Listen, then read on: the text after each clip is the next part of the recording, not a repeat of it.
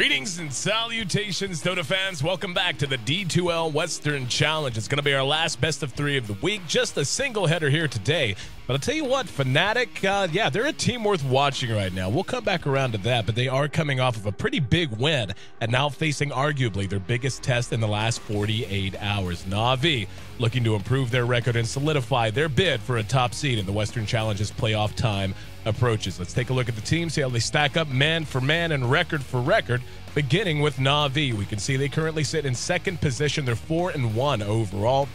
And yeah, as of right now, with only 2 series left to play, this being one of them, a win here pretty much guarantees a top seed for them. Of course, some things can happen behind the pack, and we still have Roxkas, who is basically going to be burning through their entire schedule, looking ahead to the next week's set of matches. But for right now, Na'Vi, again, if they can advance to 4-1 with 11 points under their belt, they're going to be as strong a contender as anyone for one of those top 2 seeds that get a bye heading into our playoff bracket coming up later this spring/summer. So they're led by Puppy on the hard support. Hardly needs an introduction. One of the best Chim players you're ever going to see, and one of the most famous and infamous figures in all of Dota 2. They're known, of course, on hard carry. Havos, one of the more entertaining carry players you're ever going to watch, and oftentimes overlooked for just how quickly and efficiently he does farm. Then, of course, Dindy in mid, arguably the most famous Dota 2 player on the planet right now, and for the foreseeable future, no doubt about it. Always a pleasure to get to watch him play. And last time he was in action, actually got to see him handle the Pudge, and what a blast that was. And of course, Fnatic out in the off lane and Kuroki on the hard support. On the other side of the river, the interesting story that is Fnatic as they get ready for tournament season coming up. We can see their record is not amazing right now, but over the last 24 hours, they've actually managed to tally 2 very solid wins. Their lone win so far came against Alliance, who's been looking so very good over the last week or so. And they didn't just beat them yesterday. They beat them very handily after dropping their first series of the day. And then, of course, it's a little recent, so I don't want to give spoilers other than to say they just got a pretty big win elsewhere against a major team. And now facing another big test again, just in a span of 24 hours. They're set to try and improve their record to 2-3 and put them in a race for the playoff spots that are available. They're going to be 6 of 8 that'll be going to our postseason. They're led by Fly on the hard support. Era out in the carry position, very efficient farmer in his own right, and honestly a very, very talented playmaker. Haughty, who's been absolutely on fire of late, as has the support in No-Tail. No-Tail a fan favorite because of his wide hero pool and the flamboyance with which he seems to play pretty much every hero he ever gets his hands on. Then Trixie holding down the offlane. Well, I'm your host, Aaron AC Chambers. I'll be joined by Trouf once again, as always, for D2L Western action. We're here at our studio in downtown San Francisco. I want to thank you for being a part of the broadcast. Again, this is our lone best of 3 of the day. It's going to be the last one of the week as well. We have many more on the docket looking ahead to next week and the week after that. Obviously, we're beginning to get spread out a little bit now due to nothing more than tournament conflicts and us working as closely as we can with Star Ladder, ESL, etc., to make sure that all of these teams do have time to play in every tournament across the board as spring gets more and more packed and more cluttered with Dota 2 action. Game 1 on the way. Na'Vi taking on Fnatic in just a moment. Stick with us. We'll be right back.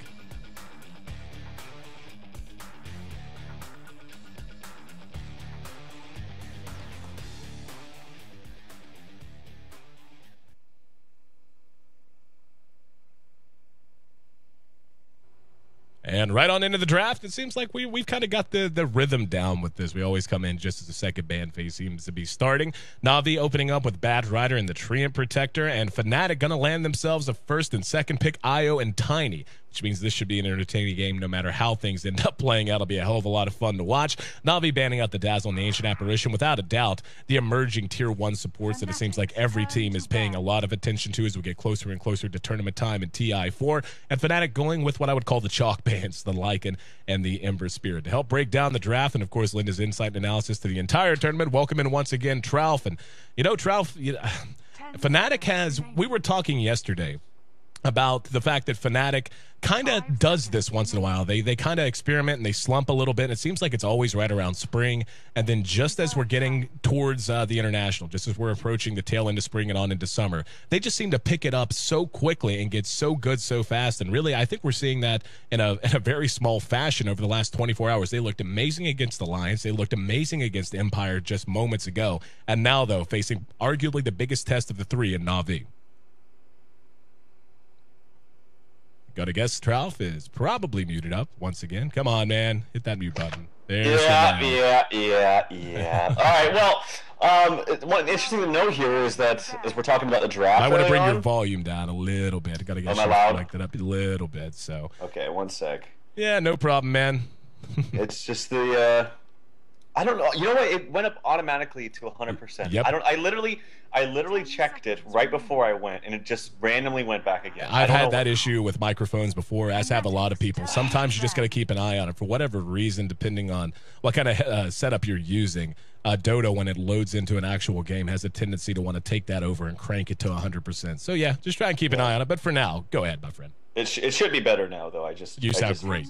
Okay, so yeah, speaking clearly just about the draft right now. When we saw Fnatic play Alliance yesterday, they both respected each other's Wisp right away. Well, Na'Vi, maybe not necessarily to be the case right now, as we see a very quick IO Tiny here coming out for Fnatic. But as far as to further your point is how Fnatic has been doing, yeah, it's like a roller coaster for them, man. They're up and they're down. Sometimes they look so damn good. Sometimes they look like they could just be top 4 TI if we went to TI right now. Sometimes they look like it's questionable whether to get an invite. I mean, they're just so up and down, and it really comes down to their draft, I think, is the biggest thing.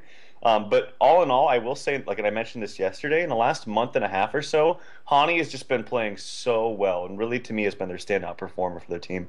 Could not agree with you more. And I was having a conversation with a couple of friends and a couple of other folks in esports. So what I think we're beginning to see, we all know we're very close to the international, but we still have a number of months to go, and especially with so many live lands that are going to be taking place between now and then, we are going to continue to see trends peak and valley, and eventually we'll probably see teams begin to settle into very specific things that they believe are the strongest heading into those big tournaments, and especially towards the international.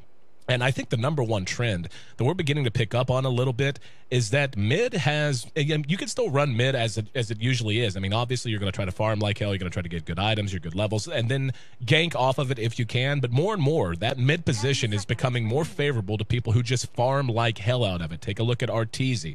Take a look at the way Resolution happens to play as Invoker, rushing the Midas, for example. It just seems like teams are beginning to really get on board with that, and it seems like Hani, among many players, is benefiting from that especially.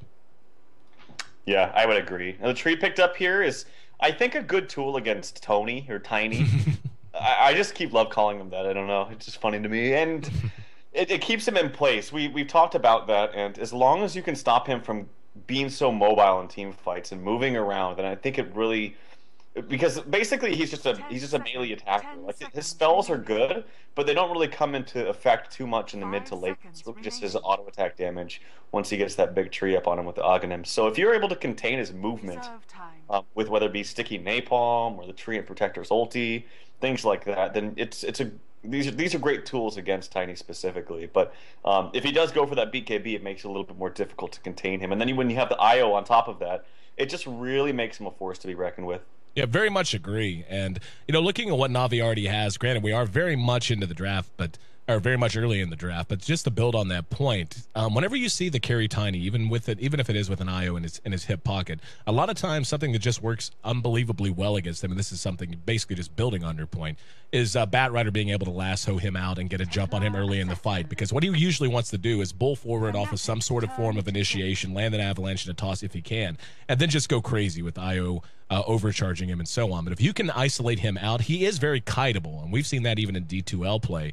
And Na'Vi, with the Batrider, the lasso, obviously great to pull him out of position, but also serves as very effective counter initiation off of relocates. If you have a Bat who's very quick on the trigger with his ultimate, you're going to be able to kind of take away the punch of the relocate. And the Treant also, with overgrowth, means if they happen to be relocated on, he can either overgrow just so they can reset and re-engage, or just to escape, and it's very effective in that manner as well. But looks like Na'Vi, after the success that Dindy's had on TA lately, no reason not to go back to her. She will work well against Tiny to a certain extent just because of how hard he hits, but she has refraction that'll be able to mitigate some of that damage. The Invoker, though, going to be the fourth pickup now for Fnatic. Yeah, I'm wondering how Fnatic is going to lane this. I've seen them run IO Tiny mid. I've seen them go dual lanes, although it's going to be kind of interesting if they went dual lanes with Invoker, Bane, and Tiny Wisp. That would seem kind of weird. Maybe the Bane pick is just a combative tool against Batrider in the off lane, so that you can sleep him and get him into position to set something up. And that's the important thing right now in this metagame, in this patch, is being able to get heroes that can actually kill an offlane, because there are so many good offlane heroes. So Bane is definitely a good tool for that. Invoker, very, very strong. Hani's Invoker is quite strong as well. When you think about strong Invokers, you think about Hani, think about Resolution, and so on and so forth. And Shadow Shaman here for Na'Vi. This is another support hero that it seems there's been a lot of support heroes floating around on the scene, honestly. Good diversity, but Shadow Shaman's up there because his wards are so powerful and pushing. Yep, love Shadow Shaman. He comes into his own so very early. If he gets any decent amount of level gain, gives you 2 excellent forms of lockdown, and especially against the Tiny. You know, we talked about this the last couple of times we've seen Tiny picked up. He's a hero that has no qualms about getting a BKB, but generally, you know, he wants to rush his Scepter, then try to go a little bit bigger off of that in terms of damage or in terms of anything else you happen to want. And, you know, heroes like Shadow Shaman kind of force him to get a BKB a little bit earlier than he would normally want, especially if the Rasta manages to get up an early mobility item. The ability to just jump on top of him is tremendous. And as you said, the wards give them push potential, it gives them counter push potential. And with the tree already on the team, this is going to be a hell of a game of tower defense for Na'Vi. They've got a lot of tools in their arsenal to play that kind of game. Yeah, absolutely. This last pick here, probably going to be an off lane, although I guess it could be an offlane Invoker, but that's just not my cup of tea, and I don't think that Fnatic would run that, because when you have Hani and you have Invoker picked up, I think it should be mid. So, other options, I was going to mention, yes, Centaur's banned out. That would have been very, very good for Fnatic, and it's going to be Mirana. So this could also open up some different lanes than we would expect normally. We could possibly see some interesting tri-lane or even dual lanes, honestly, with Mirana Bane. We could see that aggressively, because, and the thing is Treant Protector, while he's very strong, unless you're very out of position, he doesn't have too much kill potential early on. Right. He can protect people, hence his name, Protector. But and Mirana's never going to get out of position. Bane might, but Bane also has tools to get away or get his HP back. So I think there's a possibility that we might see some kind of dual lanes here come out for Fnatic. Yeah, I'm on board with that, and we're going to see Na'Vi grab up the Weaver for Havost, and very much a Havost-esque kind of a hero. Weaver Tree, by the way, very, very strong. Allows you to play ultra aggressively if you know what you're doing, and these two players certainly do.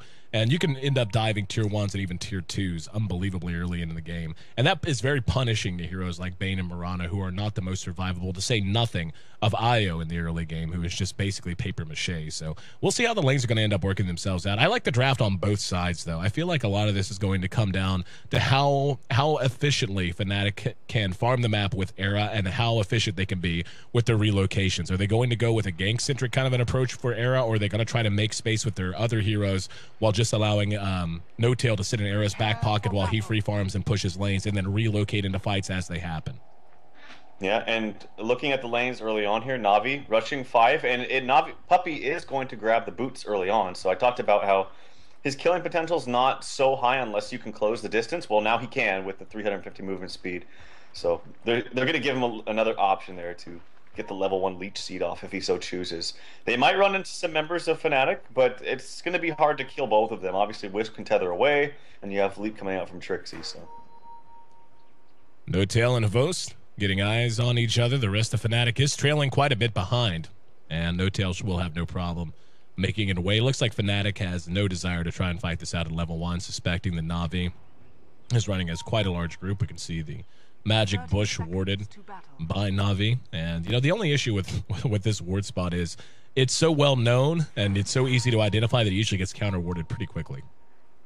Yeah, it does. They don't have sentries yet, but No-Tail's hoarding up 500 gold. I think he wants to wait and see if he needs to really counter it, or if he can buy, you know, a fast bottle. I've seen this happen a number of times, but yeah, I agree with you. It is easy to distinguish whether it's actually there or not, but sometimes it's not even necessary to counter ward it, as it looks like we might see an aggressive it's actually Invoker in the top lane with a tiny mid with Wisp. So interesting dual lanes. I thought there might be dual lanes, but these weren't the ones I was expecting. Yeah, it looks like it's going to be Fly hooking up with the Invoker, as you said. No-Tail's going to be here in mid. I really like this kind of an approach for Fnatic. They're one of the best in the business at running this sort of a dual lane, and Dindy actually blocks the lead creep into the tower there, so you're going to have to be fighting up at top. Puppey's there, but he's taking some damage as the illusion rune picked up from No-Tail. Not hitting super hard, but just enough that he can't just engage through it. And yeah, we can see. I mean, he's not all that heavy on the HP. Down at bottom, it'll be Trixie taking on Havos, and that'll be a fun matchup to watch. But certainly most of the action going to be centered around here in mid lane. It was actually really cool what No Tail did. He tethered one of the creeps in the front as the first wave came out, so that it would run ahead of all of them, so that it would kind of give them a little bit better lane positioning. So kind of an interesting little move there by No Tail. I'm sure people could use that in the future if they want to.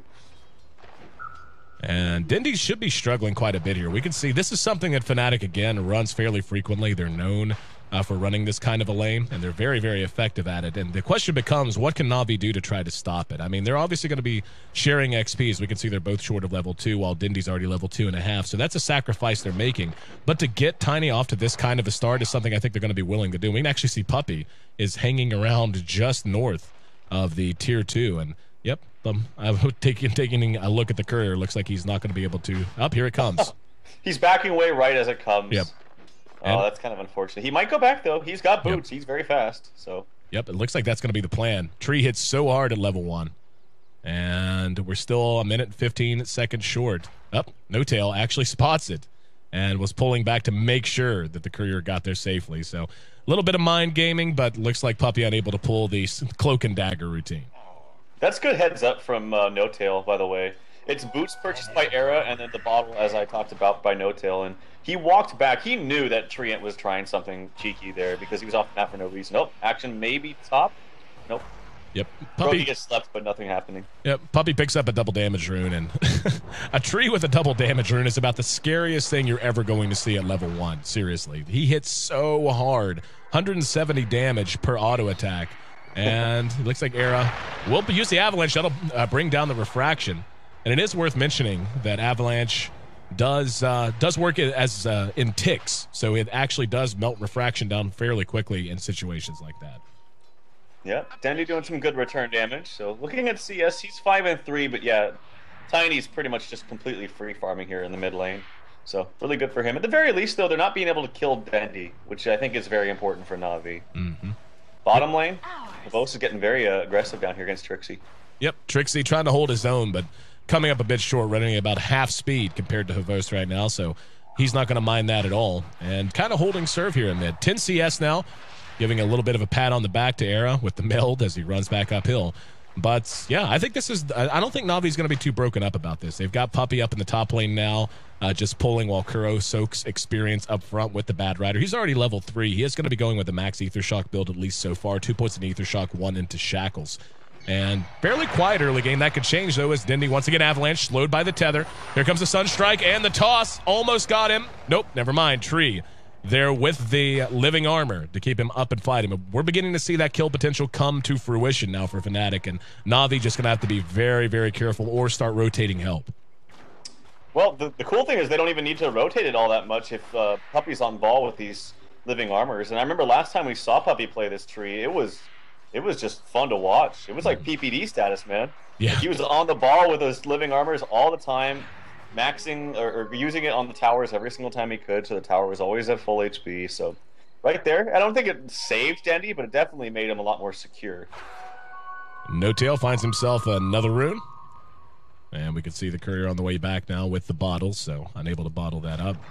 But yeah, it doesn't look like either team is super interested in trying to rotate all that much. Na'Vi seems fairly happy with the way this top lane is going. Taking a look at Hani's Invoker. Sitting at 12 CS in this lane is not terribly bad. Not great, but certainly acceptable, at least for the moment. But again, it's all about this duo lane. And how do you feel like this is working out? Do you feel like this is good enough for Fnatic, or like they should have gotten a kill by now? Maybe they should have gotten a kill, but it's very hard. Dandy's playing very, very far back, and even though the Avalanche does go through some of the refraction charges, it's not enough, and it's, Templar Assassin has a decent HP pool as well, and has a magic stick now completed, or magic wand, I should say. So here we go. Nightmare. Bane rotating over. Thought we'd see this eventually. There's going to be the living armor and the toss. Sunstrike's there. Almost blew him up at the refraction off cooldown. Now Kuro's there. That big Ether Shock and the Shackles on the Era. Going to tally a big kill for Na'Vi. Not only do they get it, but they get Dindy, and Fly not out of trouble yet as he takes a little bit more damage. And great reaction out of Na'Vi. They knew it was coming. They had Puppey in position, and Kuro quick on the trigger to get involved as well, and that's where those extra levels on that support come from. He actually got a point into Hex as well, so he had both disables and 2 points into Ether Shock for damage. Great kill. Era takes a spill. I mean, that just goes to show you how powerful Refraction plus Living Armor is, man. Like, he's almost invulnerable at this stage, and that was like a good combo from Fnatic. Like, it does a lot of freaking damage, so that's kind of disheartening if you're Fnatic. If you have a great setup like that and you still can't get the kill through Refraction and Living Armor, so it's only going to get worse too as Living Armor gets more levels into it. Trixie was at a bit of a sniper's post there and tried to hit an arrow on Havost, and Havost reacted just quickly enough to avoid it. Here comes some more reactions down the bottom. Havost giving Trixie some auto attack damage in the meantime. Puppy's got eyes on Fly. They're going to come behind him. Dindy's there too. There's the leech seed. Moonlight Shadow's going to be used. And yep, they don't know where he is. Can't do anything about it. No detection. Was waiting to see if they had a sentry, but doesn't look like that's the case. So the rest of the map left to free farm, at least for the moment. Arrow trying to catch up and make up some of that ground he lost in that early death mid. Well played by Trixie. He's one of the few Miranas that still levels it up. The Moonlight Shadow at level 6.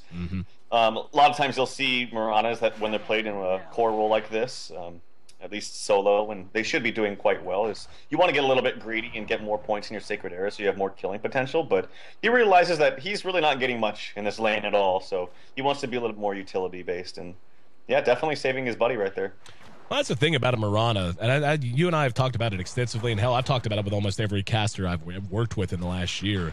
The idea of the pure 1 position or hard farming Mirana, I mean, it's fine if you get sufficiently far ahead. It just tends to take so long for you to get that far, and Era taking a little damage here in mid. But, you know, it seems like the most effective and versatile way to play her is just like this. Get her levels, get her some experience. You can always build a Maelstrom later. Avalanche on the Dindy in mid. Toss is there. Refraction back up, though. And Living Armor there to help make up the difference. Up at top, we can see a dive onto the tier 1. Hani in some trouble, and he is burning inside the Firefly. Kuro will be finished off by No Tail, and they do get Hani as well, though. And Funnick trying to make his way back through the trees. We saw the reaction out of Fnatic just a little bit too late. No Tail there to at least trade him away, but losing your Invoker in exchange for the Shadow Shaman, not the best trade.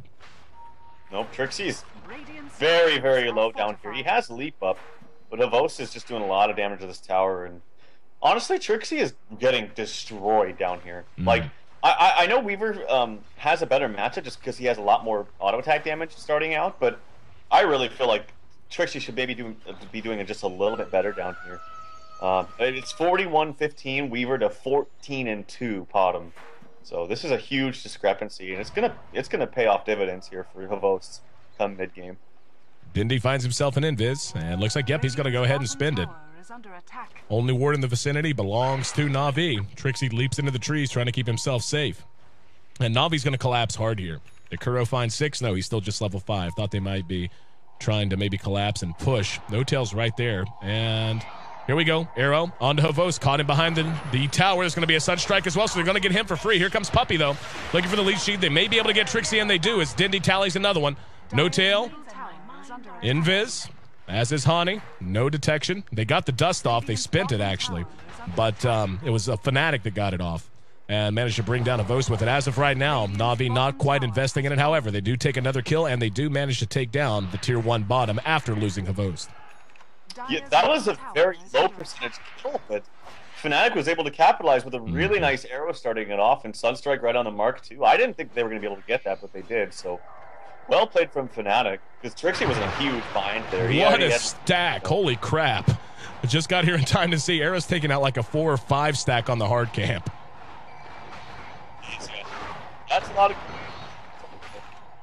And he's going to finish his drums off of that. That's a ton of gold. You may want to reset your connection real quick. You're beginning to drop in and out just a little bit.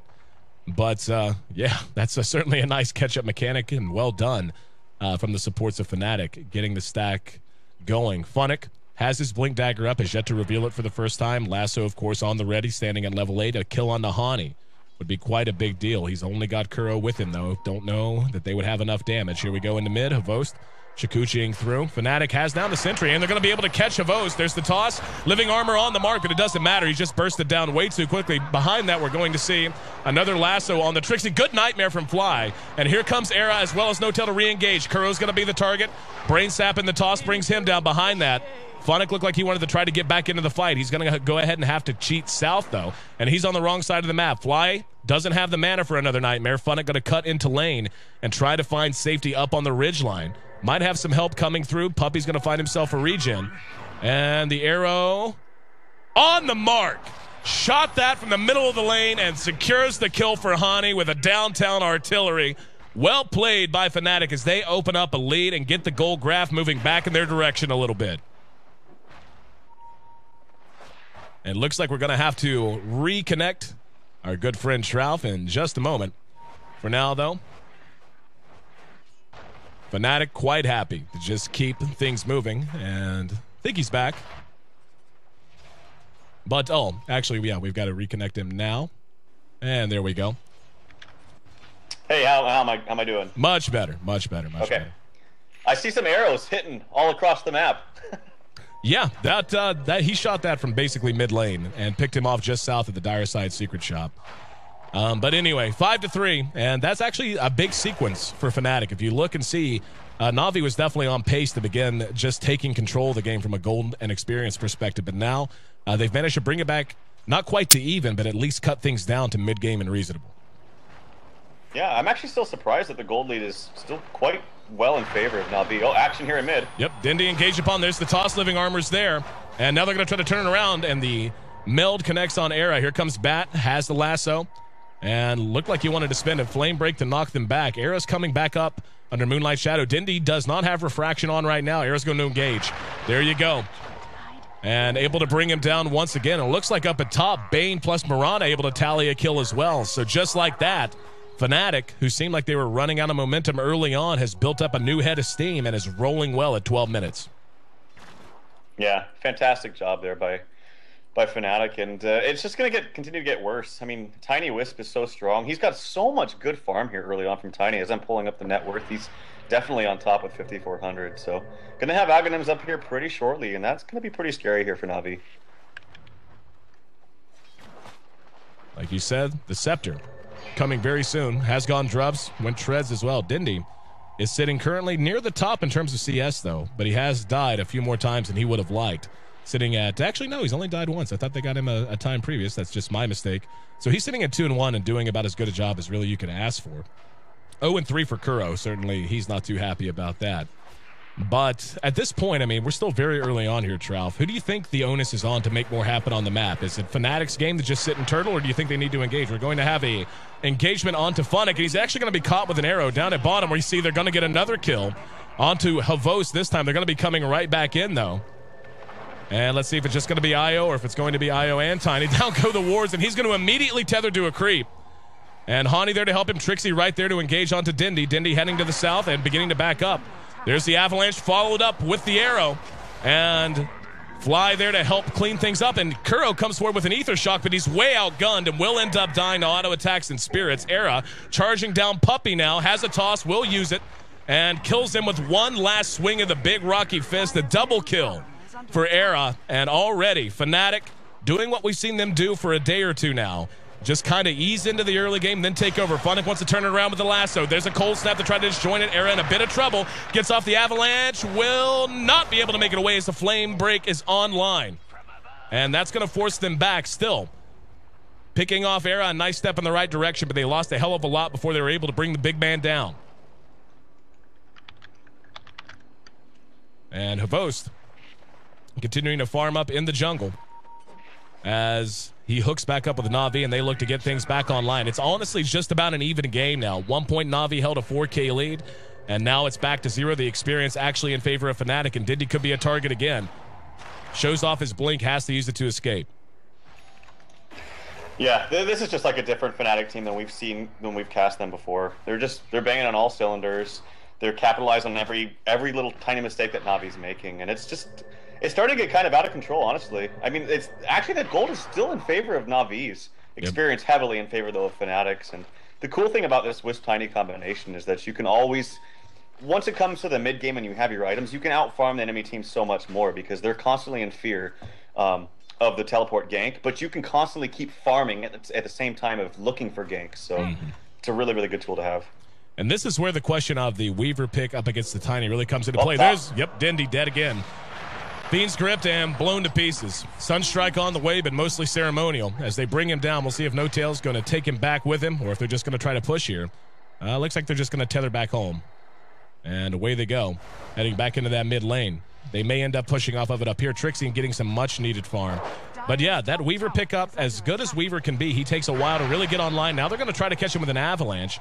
He was a bit out of vision, and a toss just to give him a little bit of a send-off. All of this action, though, freeing up this top lane for a push. And Hani still going to work here in the jungle. Yep, more stacks coming out for Fnatic, too. Look at all these. They're so good about this. I've said this about them before, too. They're so good about constantly stacking and utilizing the entire jungle at their disposal and getting absolute free farm everywhere they can. So really well played here for Fnatic, getting maximum resources, and it's showing, too, because this was a pseudo off-lane invoker. He's next to top net worth as Roshan goes down here for Na'Vi. That's good for them. But he's pretty much close up there with Batrider in terms of net worth, and then Tiny's just way far ahead at 7,500.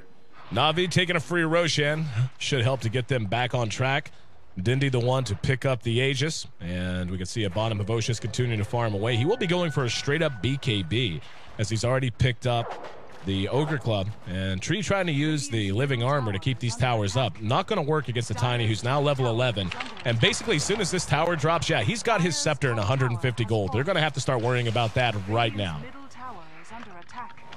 Yeah, they really are. And after that, like I mentioned, once he see, the cool thing about this is, even though if he doesn't get a BKB early, he might decide to get one later, he's still quite mobile because you get extra movement speed from Grow, and then the Drums of Endurance also helps you out. So he's actually still pretty fast. He's up to 400 movement speed, well, just under.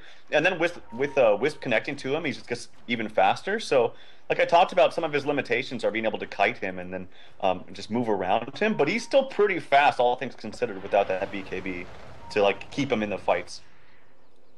And it looks like Na'Vi beginning to really feel the fear of the Tiny. They're having to stick so close together in so many situations. This is why Avalanche is there, the toss and the Sunstrike. The refraction, though, back up in time. So they're unable to bring him down, but still able to scare the hell out of him and force him back with about half health. Very nearly got the Aegis there. Up at top, Fly and Trixie basically just staying in each other's back pocket to make sure that if they are engaged upon, they have ways out, and of course a great initiation team on their own. And speaking of stacks, how about a stack Ancients while you're at it? Fnatic is going berserk. His current net worth almost 3K higher than anyone else on the board. Wards are going to drop, and the glyph used to try and keep this tier 1 standing. Let's see if they want to engage. Na'Vi got to be very careful about this. There's going to be the Moonlight Shadow, and Na'Vi is just about ready to engage. Nope, looks like they will go ahead and fall back. Thought Funnick was going to try for a jump onto either Arrow or Hani, but they will go ahead and just fall back and keep themselves safe for at least a little while longer. Yep, DD here bottled for Dendy. As I haven't really talked about much with his build, but he's gone for the Phase Blink build, and there's so many different builds here for TA. I think this is good, and it's going to be a bursty build. If he can get one person down immediately, similar idea with Batrider. Batrider gets one person, lassos them, you burst someone down immediately, and then you're fighting the fight on 4v5. And after that, I will say that Havos is this is a good hero for kiting around Tiny, but his farm is, I mean, honestly, it's pretty crappy. He's sitting in the middle of the pack at net worth of 5,400. So yep. He needs some more damage items, but before that, he's going for a BKB. He feels he needs to be alive in team fights first and foremost. So it's going to be some time before that happens. There's going to be a lasso onto No-Tail, trying to bring him back, but they're all grouped up. AoE damage is there. No-Tail survived a little bit longer than anyone really expected. Trixie has to leap out. There's the overgrowth we knew Puppey would have on call if he wanted to use it to retreat or initiate. Havost still trading what damage he can from the side, but he's going to be forced to pull back as well. They end up trading 1-for-1, but not the most favorable trade, trading the bat for the IO, and with Era still standing. He's got 1,700 gold still in his inventory with the Scepter. There's going to be an arrow shot and dodged by Kuro just across the river. But Dindy going to come in with a very ballsy meld, and they're going to try to follow this up. There's the Cold Snap as well. Living Armor buying him some time. There's the side trap to slow them down. Havos wants to re-engage perhaps. They're playing so gutsy 4-on-4 right now. Na'Vi still holding station in front of this tier 1. Dindy coming in. There's an arrow. Going to be missed again. And Era going to move back forward. Down go the wards. They should get the tower for sure. Let's see how they want to fight this out. TP's coming in. That'll be No-Tail. Hooking up immediately with Era. Here's Havos to try and chase him down. They're slowed from behind. Here we go. Puppey coming in. Down comes the rock, but Dindy eating a lot of damage along with Havos. Time lapse from Havos. Era's taking very little damage at this stage, and there's a lasso, though. No-Tail brought back out of the fight. They should be able. No, he's actually going to be nightmared, and Puppey hit with the arrow from Murata. Could not. No, he did get off the overgrowth. Died just as he managed to get it off. And Sunstrike, didn't even hear where that was. Looks like they might have been shooting at Kuro. But Havost still being pursued out. Trixie's right there with him. Has a Sacred Arrow in 1 second. Havost trying to lose himself in the woods. Will have Shikuchi up again and should be cut off one more time, as this is just a Havost situation here. And Havost able to stutter step it. They're not sure where he went. Looks like Trixie ready to just go ahead and give up on the pursuit. So little out there, but manages to stay breathing one way or the other. Yep. Good fights again. It's just this Tiny is just getting so crazy. And I'm probably going to see him go for AC right after this. I think this is what he normally gets. Yep. He's walking to the side shop or the secret shop. Probably going to get that Hyperstone. Yep. So it's going to be an AC for him. Obviously, that extra armor and the extra attack speed on top of the Aghanim's with the tree on him is going to be really, really good. And again, the Weaver would be very, very good for him as far as kiting him down, but they lack damage severely. The damage output is really coming from Dendi, but it's very, very difficult for him to get in there and sustain his damage without a BKB. That being said, he's actually quite close to that, so I think that's going to be the timing window here for Na'Vi to start fighting and really trying to combat this Tiny with his immense amount of farm. Yeah, I agree with you. Once he's survivable, we already see how slippery Havost is, both as a player and as a virtue of the hero. But a BKB allowing him to just focus fire Tiny down, if they can just control him and keep him off of their heavy hitters, they're going to be in much better shape. Puppey is under Nature's guise and looking to catch up with them now. Tier 1 still stands, so can't pursue them too far out. And the age is going to be reclaimed in just a few seconds, so Dendi manages to take that to its absolute max duration. They may use Moonlight Shadow here. Arrow going to be shot, and it will catch Kuro right through the tree line. Here's Puppey to try and help him out. Nature's guise is there. Avalanche eaten up by the living arm of Spirits. Not enough damage to bring him down. Puppey way out front. Here comes Kuro to give him a dose of the old Arc Boots. Behind that, though, we're going to see them engage. Now we're going to have the Fiend's Grip going off, and the toss to get Fly right on top of them.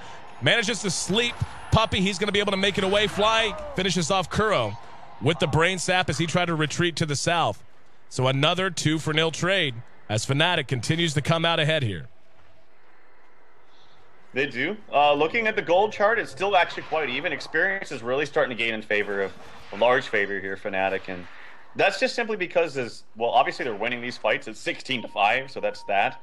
But as this progresses, it's going to become even worse because, like I mentioned, when you have a Wisp on your team with any hero, you can maximize your farm and still have the pressure on the other team constantly at any time, at any given time.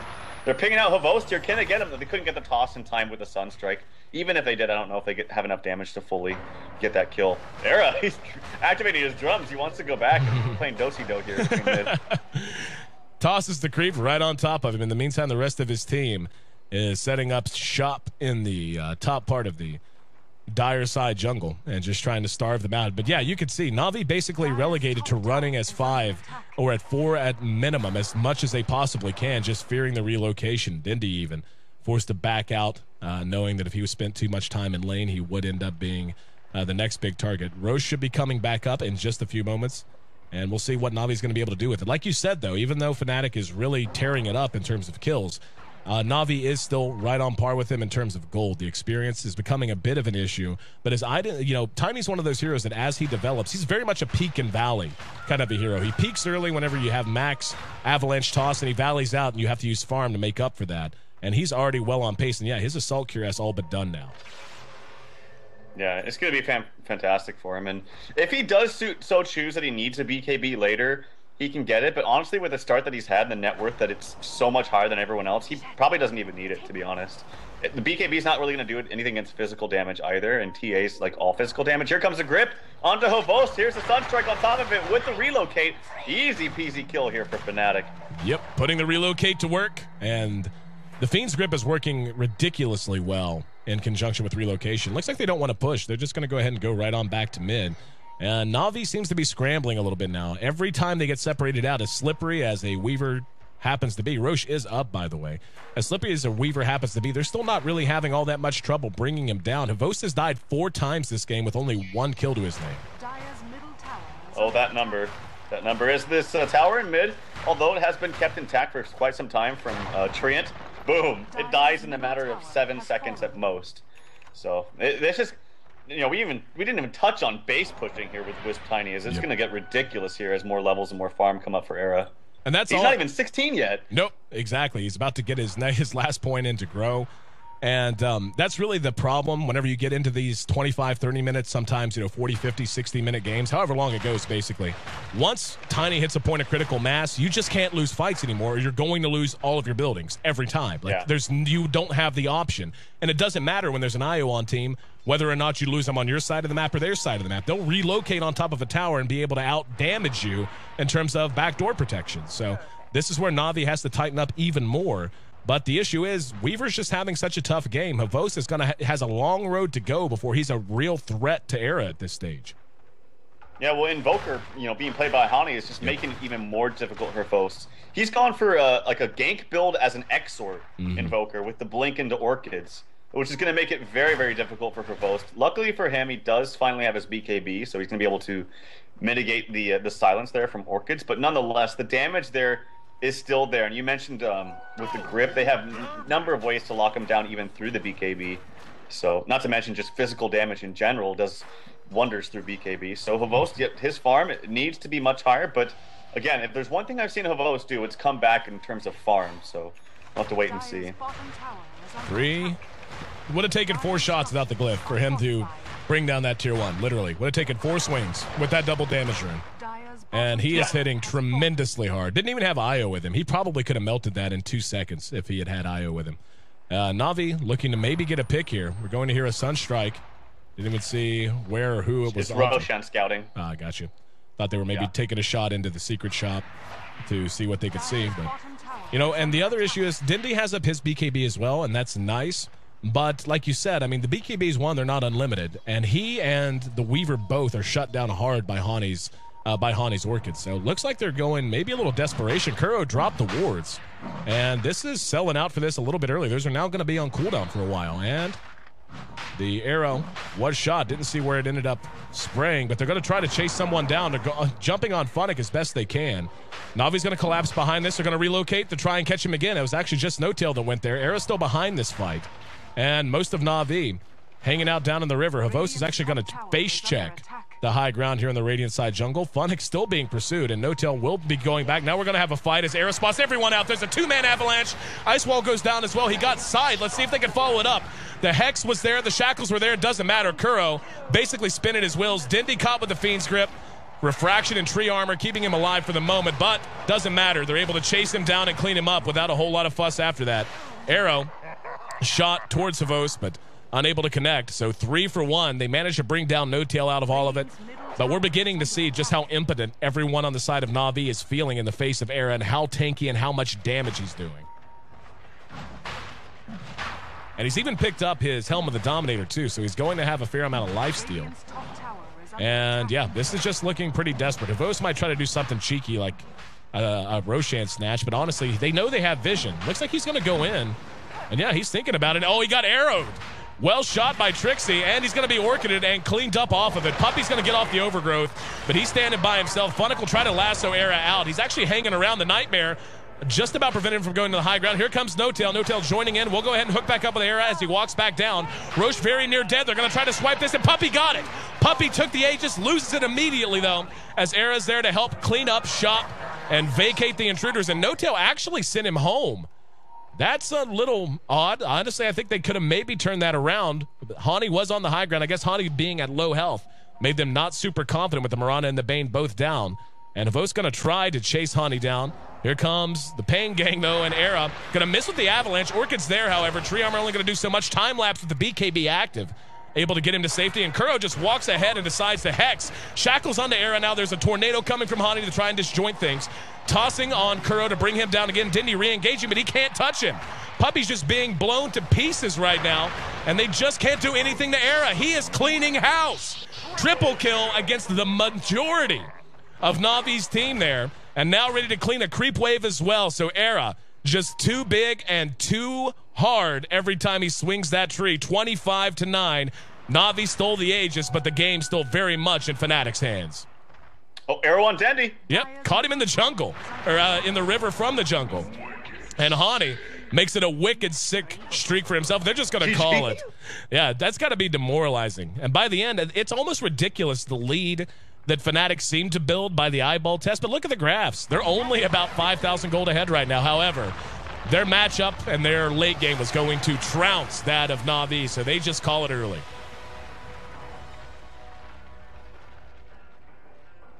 (26-9) in a 30-minute game.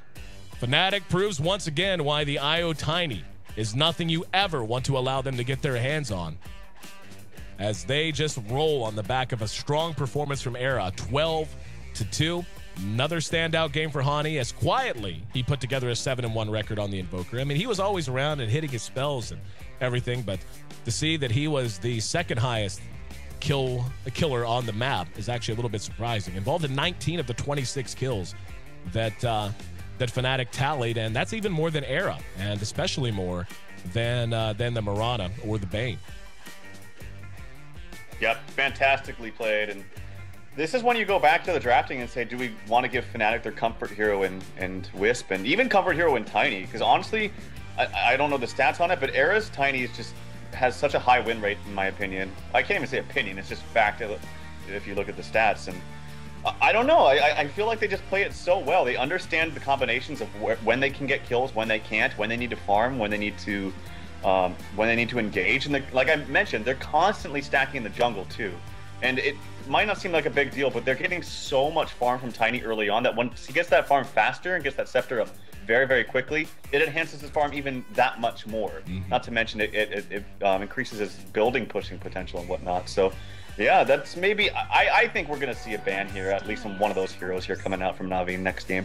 Yeah, it's just not something you let through. You just can't do it, or Fnatic will punish you for it every single time. Tough game for Kuro, 0-7 for him. Tough game for everyone, really, especially Host, who was 1-4 at one point. He finished up with a couple more kills, but 3-6, the extent of what he was able to do and get in line. And he was just always perpetually behind in terms of farm. And by the time Era kicked into gear, there was very, very little he was going to be able to do about it.